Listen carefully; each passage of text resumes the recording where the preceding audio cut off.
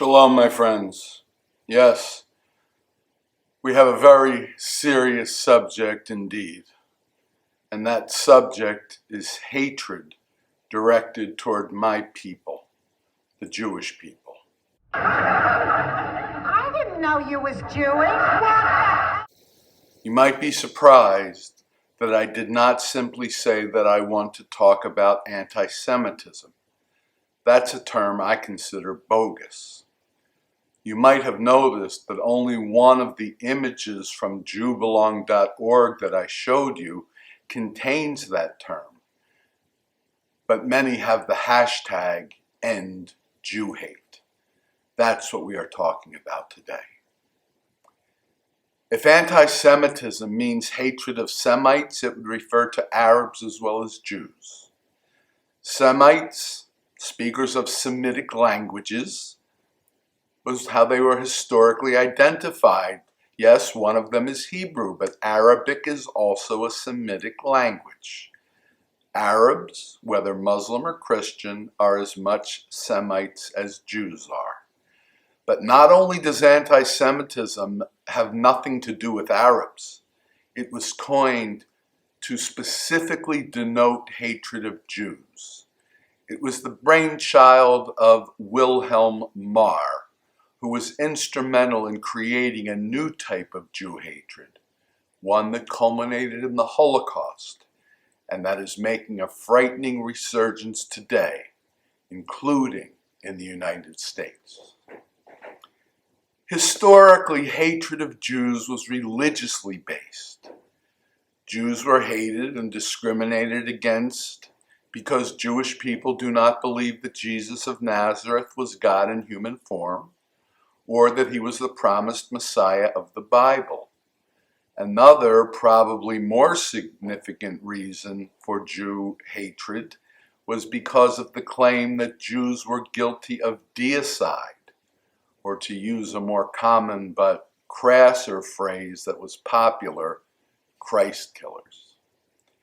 When Jew hatred was religiously based, there was one way a Jew could be accepted by Christian society, and that was to convert to Christianity. But over time, another reason for Jew hatred came into being, and this one was inescapable.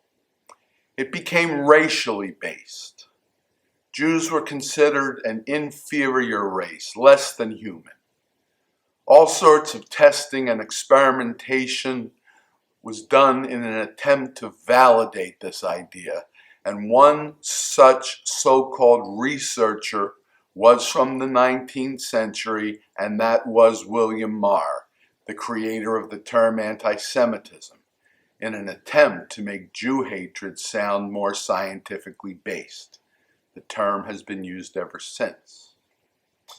I'm making this video for a reason.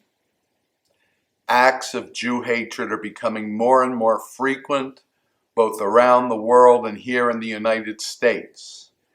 In 2015, there were over 900 documented acts of Jew hatred in America, and that was already a concerning increase over past years. But in 2024, 2025 is only half over. In 2024, the number of incidents was 9,354, and that is flat out chilling. Now, billboards were not end Jew hatred, and neither will this video. But as one of the images I showed points out, you are not a billboard. You can take action. One that I would really appreciate is sharing this video with as many others as possible, because education is a piece of the solution to this horrible problem. So is intolerance. Intolerance of anti-Jewish tropes and jokes and other remarks. Don't be silent. Stand up. Speak out. As the late, great Elie Wiesel once said, silence only helps the oppressor, never the oppressed. As the voices of Jew haters grow louder, let the voices of people of goodwill grow louder still. And finally, do one symbolic act for me. It would make my day. In the comments box below the video, leave a comment, #end Jew hatred. Together, we can make it happen.